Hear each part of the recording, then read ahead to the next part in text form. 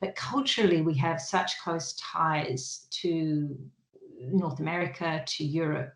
And that is also key for us in terms of how we are developing. So how do we fit in that? Well, you see from the Quad and President Biden's recent announcement and meeting with the Quad that we are strategically important and very close to, in alignment to those global alliances with the United States and others. But we have unique capacities and capabilities, partly because of our geopolitical positioning and also because of our attributes. We are much more than raw materials. We have extraordinary resources in emerging tech areas of artificial intelligence or machine learning and quantum computing that place us very strongly as a global leader in terms of research capacities. Okay, so after Cambridge, where did you go then? I was a short stint at the BBC, and then I came back here, and I came into the Law Reform Commission to do a report on intellectual property law, and then to Foreign Affairs in Canberra. And I spent some time doing legal advice for the government in Canberra. Oh, okay. And what years were they? Or would that be giving too much away? I don't mind. That was the mid-90s in Canberra, in DFAT. And then I was lucky enough to be offered a position in New York, working for the legal office of the United Nations. So I jumped across to New York. I did that for a couple of years, and then if you're interested in innovation and international law, there is one United Nations specialized agency called the World Intellectual Property Organization, which is headquartered in Switzerland. And I'd always been interested in them. And at that time, the internet was really just evolving and starting to impact governments all around the world, not knowing whether the laws that we, as the Australian government, has created for the Australian people translate into an online world and a digital world. And so I joined them, and I spent 15 years in Switzerland and another 6 then in New York as the World Intellectual Property Organization's head of office in New York. Again, advocating on issues of how creativity, how digital technologies and innovation can serve people and make the world better. Fantastic. And then what happened? And then I have always been interested in Google. Google is an extraordinary organization. Again, like the United Nations, it has purpose and a mission to serve to make information universally accessible and useful for people around the world, and it has agency. Several 100,000 people around the world. The money it is extraordinary. Google last year invested over $27 billion in research and development. That's more than almost every country in the world. And to have that capacity to do that, combined with a desire to use technology to make people's lives better and to make democracies work and to make information accessible and available and to support businesses is an extraordinary opportunity. And so I came back in 2019 just in time to be locked in to Australia and brought my family back here. Well, aren't you lucky you got back here just in time? Now, we have reached across the 7:30 barrier. I'm going to introduce Lucinda Longcroft. Lucinda and I came across each other when the federal government was introducing what I will describe as some very interesting pieces of legislation and framework, driven mostly by Rod Sims. It is true, I think, to say that there is an American historian, you probably know which one, Lucinda, who basically made the point that if you were born in 1550 and went to sleep for 50 years and woke up in 1600, you would notice no difference. And that pretty much is something that repeats itself from the year 0 to about the year 1750. If you fell asleep in 1750 and woke up in 1800, you probably would have noticed some differences. Between 1800 and 1850, some more differences. Between 1850 and 1900, some more. Between 1900 and 1950, you would have been literally blown away by the change in that 50 years in a manner and form that not that no other generation before it would have been. But between 1950 and the year 2000, if you fell asleep in 1950 and woke up in the year 2000, you simply put would have been absolutely disorientated by what you woke up to find. And when you fell asleep in 1950, humanity wouldn't have landed on the moon. We still wouldn't have climbed to the top of Mount Everest. All those things were conquered and done.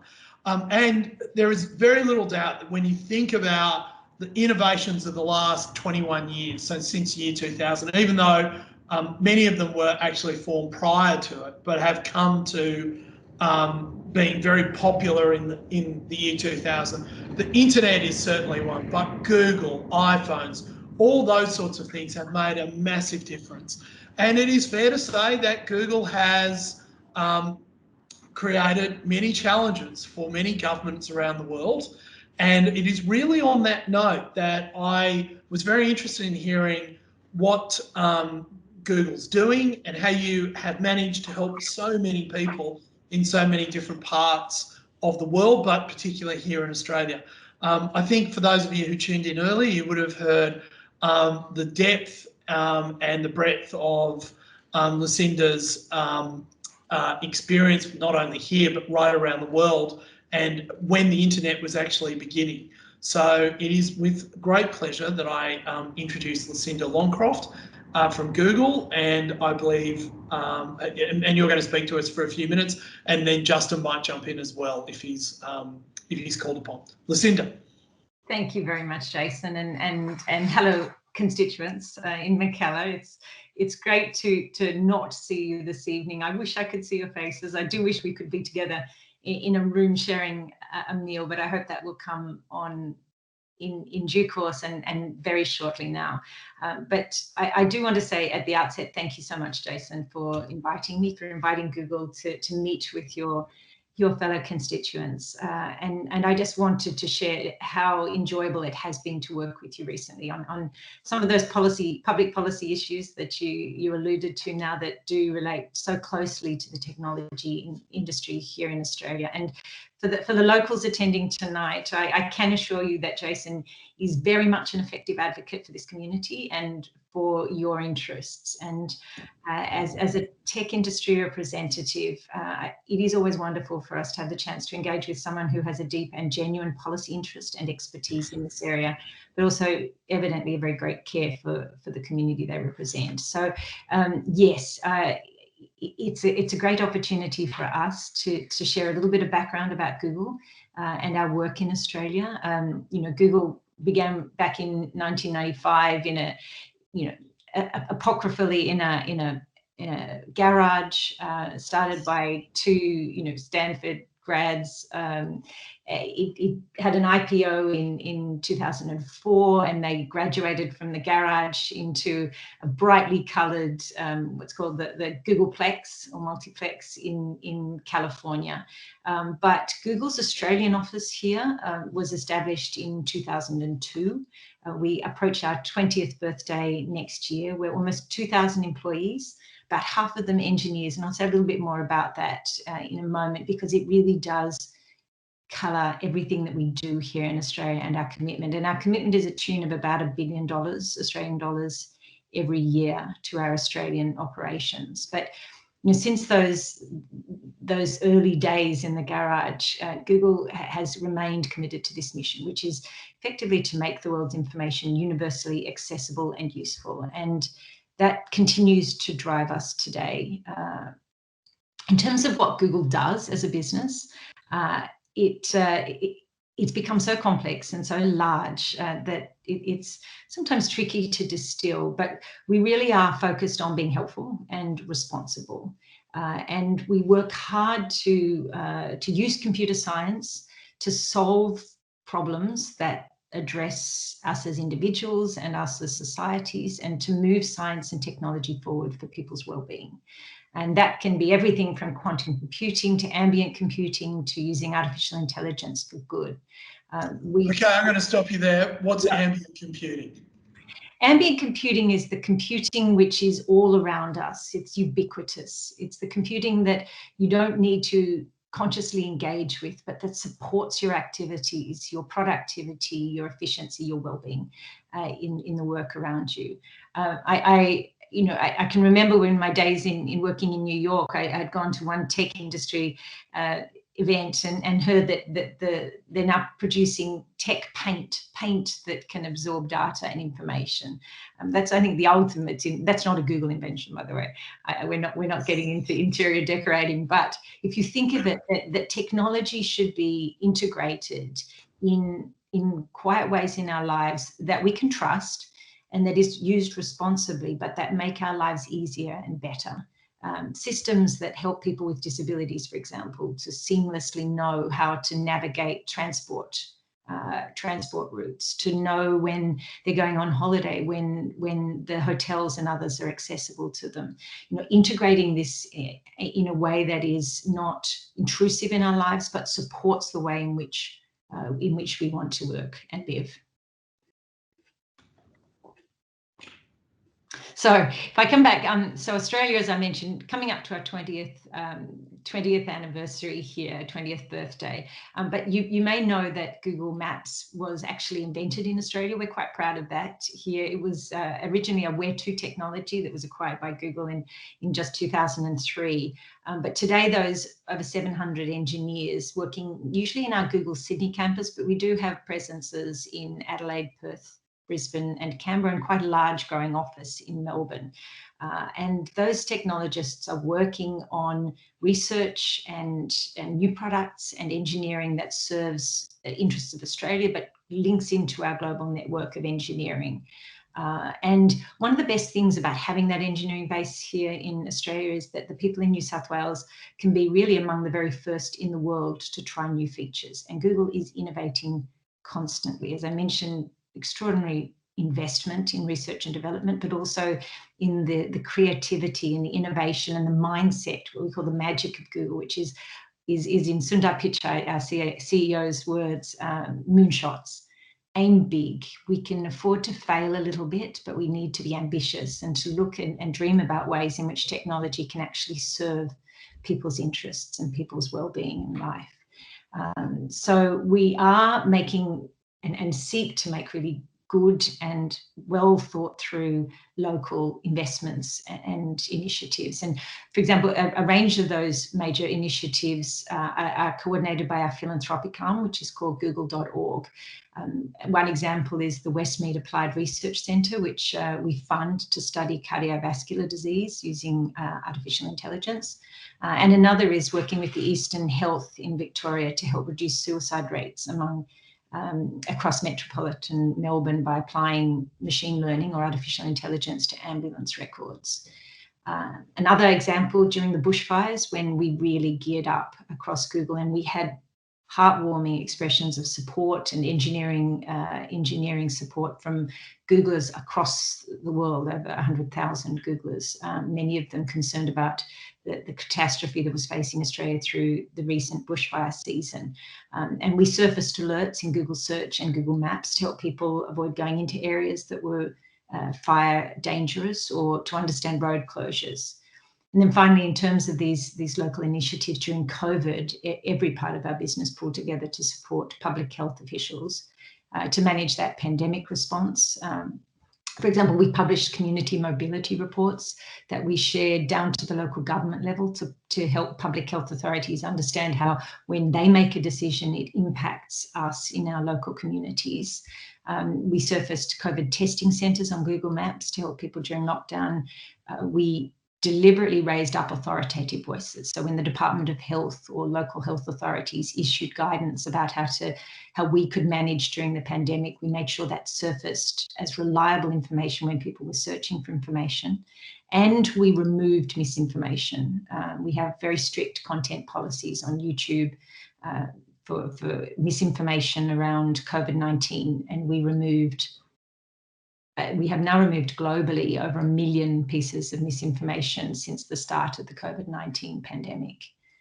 So there are some examples of the local contributions, but we also very focused because of our tremendous reach, with the responsibility that comes to do the right thing and to help accomplish progress using technology in areas that matter, and that matter for everyone. It doesn't work if a part of the society or a part of our community is excluded from or left out of technological advance.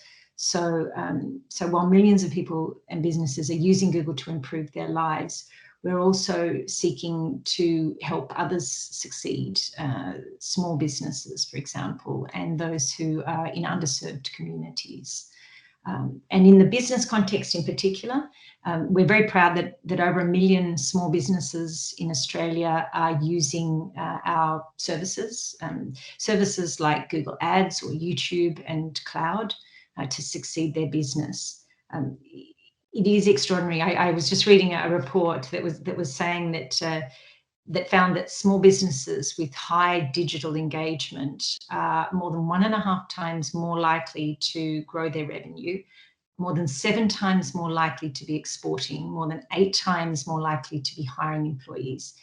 Yet in Australia, over 90% of small businesses aren't fully exploiting those digital opportunities. And we want to be part of changing that. And so Grow with Google, and we have a free Grow with Google training event being held this Friday, to which all constituents would be welcome. And I'm very happy to share the link afterwards, but it's a Grow with Google early on Friday morning. Grow with Google, I should explain, is our global effort to help people learn digital skills and grow their businesses. And we've helped more than 1 million businesses, as I mentioned, use these products. But here in Mackellar, we have over 9,000 businesses using Google products. And it was found by Alpha Beta, now owned by Accenture, the independent consulting firm, to support 840 direct jobs and over 1,180 indirect jobs in this electorate alone. Try and have some other plan to keep the White House in 2024, because there's 22 and 2 midterms next November. Keep going. Sorry, Lucinda, I'll try and someone's unmuted themselves. A parliamentary kind of thing to say, well, you know. I'll keep going. So you can move on after that. We have the online listings like Google My Business. We have Google Ads that perform a similar function that help businesses to show up when people are typing in a search bar. And we have the Google Cloud, which is another way that Google supports businesses through our suite of online productivity software. We now call it the Google Workspace through the Google Cloud platform. And that allows businesses to solve challenges cost effectively and at speed, and gives that competitive advantage. So as mentioned, I'm conscious of time. I'd be very happy to delve into areas such as the responsibility we feel we take, areas of privacy and security. Security is critically important to Google. It's built into our products. Privacy is foremost in our minds when dealing with people's data and information.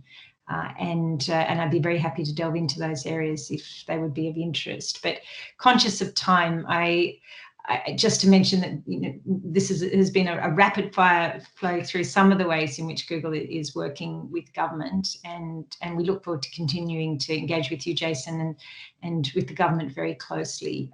Regulation of technology is a necessary path forward in terms of ensuring that the community's trust, that accountability to governments like the Australian government is foremost in ensuring that technologies and the tech industry is held within limits and guardrails that ensure that we continue to take that responsibility seriously, and that we use technologies and development them in ways that serve the community.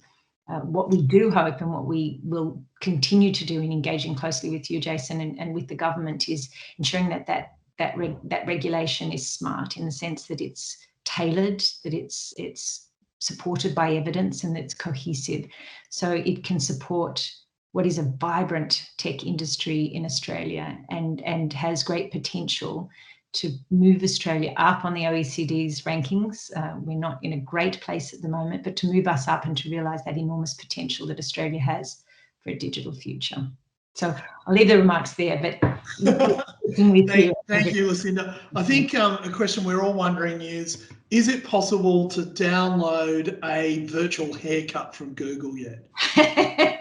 I'm sort of saying, is it possible for Google to filter out the grey? If they know how to do that, I'm investing in that technology. All bets are off. Fair enough. Fair enough. All right. Walter Villator asks, to what extent do you think the government is taking advantage of the most advanced technological thinking?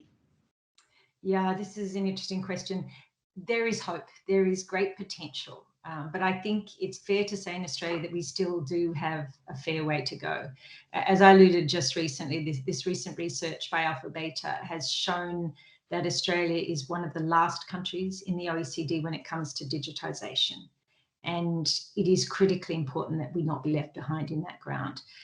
So it's in that light that we find it at Google very encouraging that the Morrison government has recognised the challenge, and the digital economy strategy that was announced along with the budget earlier this year recognises that there has been deep and thoughtful engagement in terms of what needs to be done.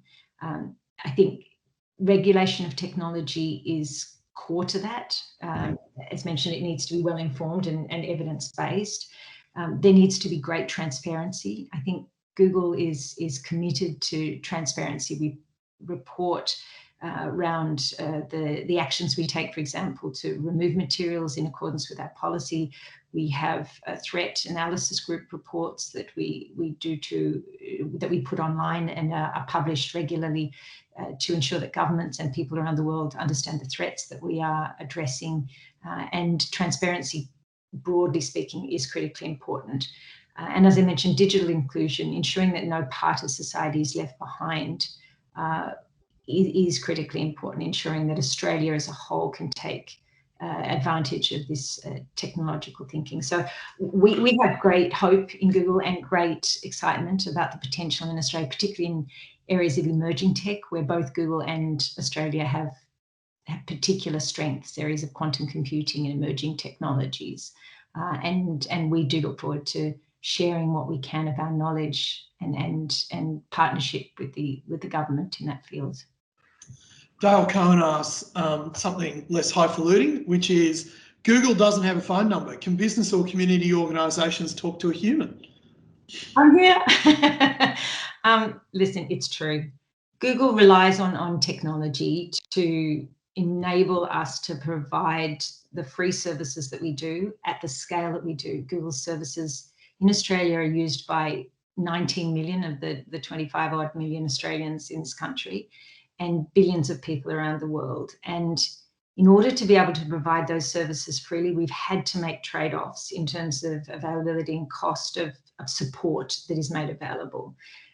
So we do make the services free, but we try to focus on training people to be able to use those services and understand how they work.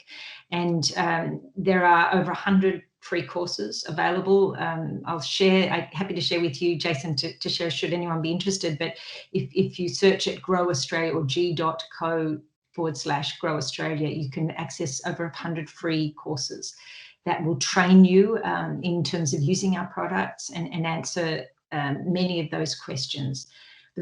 So sorry, Lucinda, what was that? GR Grow? It's g.co/1 word Grow Australia. So g.co/Grow Australia. Australia. Okay, fantastic. And you know, people will have problems. Was it Dale who asked that question? Yes. We all have problems, and my children will laugh and tell you that I am the last person in the world who should be working at a tech company, because I always need help with my tech issues. And we do use humans. What you do see when you come to Google is an automated interface. You put your question in, but there are humans behind that question. It creates your request, your call for help creates a ticket. And then behind the scenes, because we have so many products, different teams are working, and because of our global reach, they're working 24 hours a day, 7 days a week, 365 days a year to answer those questions according to the product that your system reports to. And those support people will send you emails, and in some cases, they will follow up with phone calls to answer your questions. And then if you are talking on behalf of a business, we have, to give you a bit of insight into how we're organised. We have, I mentioned over 2,000, about 2,000 staff. About half of those are sales teams, and they are divided into new business sales, who will directly answer queries of young small businesses. Then to small and medium businesses, we have a separate team. And then if you get to the largest companies, and I'm thinking Woolworths and Qantas, they have a large customer sales team.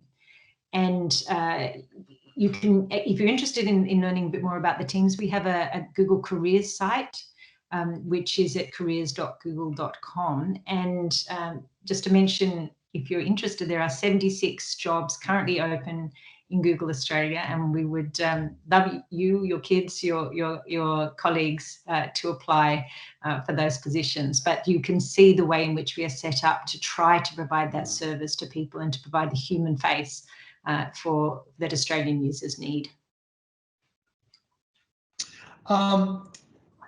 Peter Polgar asked, can you elaborate on what your role at Google is? But I think you've done that, so we'll skip over that question.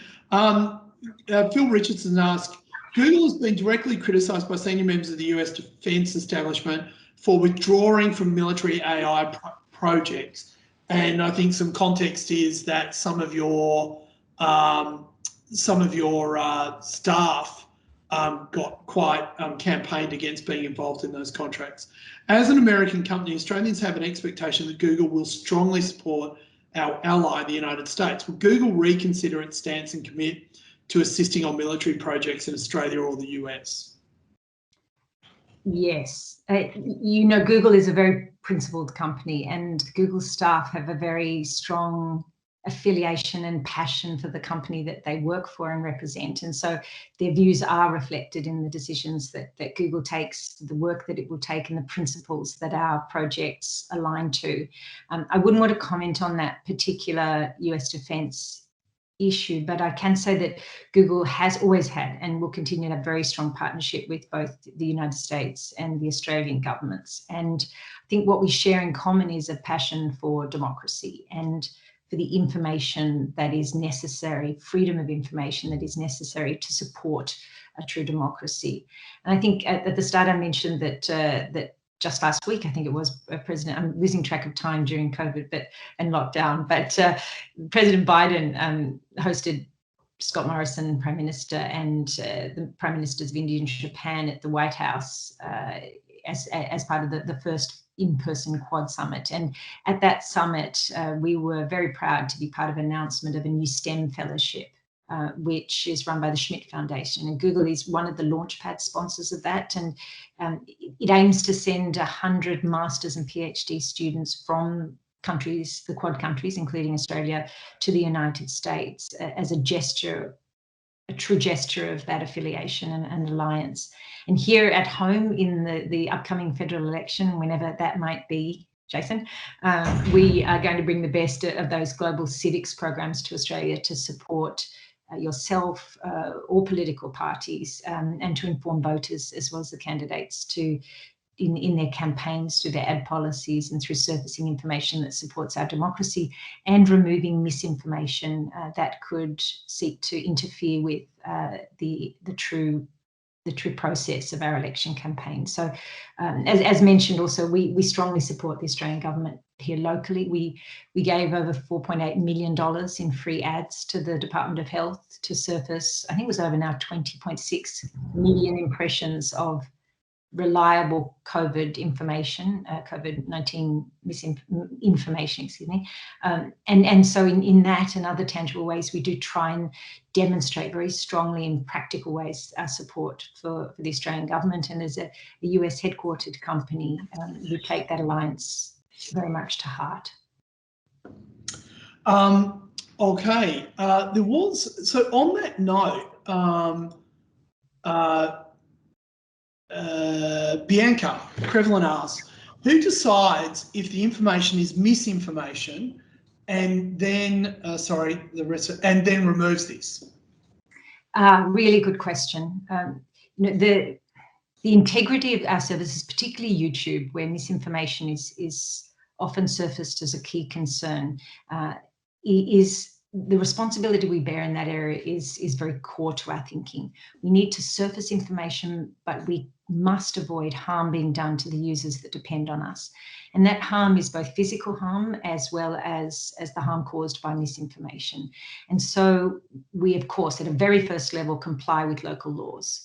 Whatever laws the Australian government passes, we uphold and apply rigorously in removing material. And we work closely with the Australian government and its regulators in removing information consistent with our copyright laws, our hate speech laws, and others.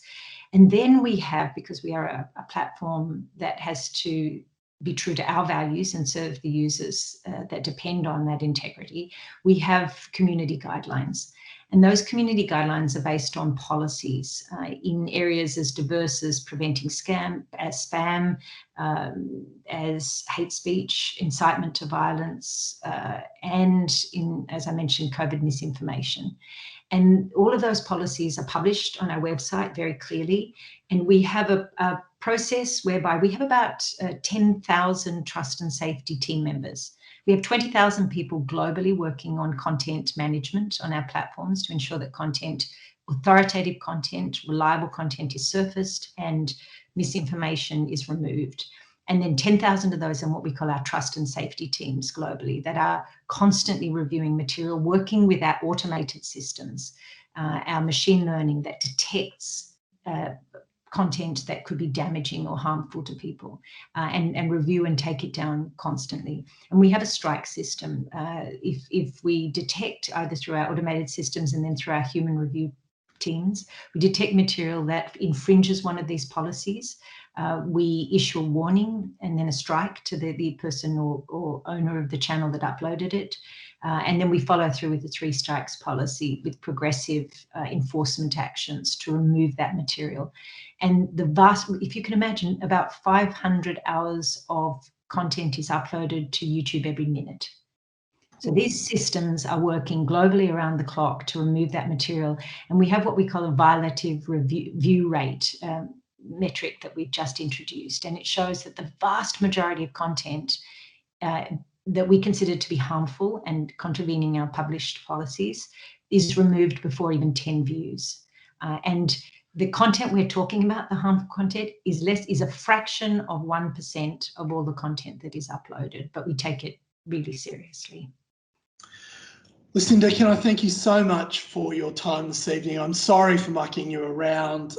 Google is such an important part, I think, of commercial and just generally civic life these days. To have the opportunity to hear from someone as senior as you at Google with your breadth of experience when the internet was getting born is just fascinating.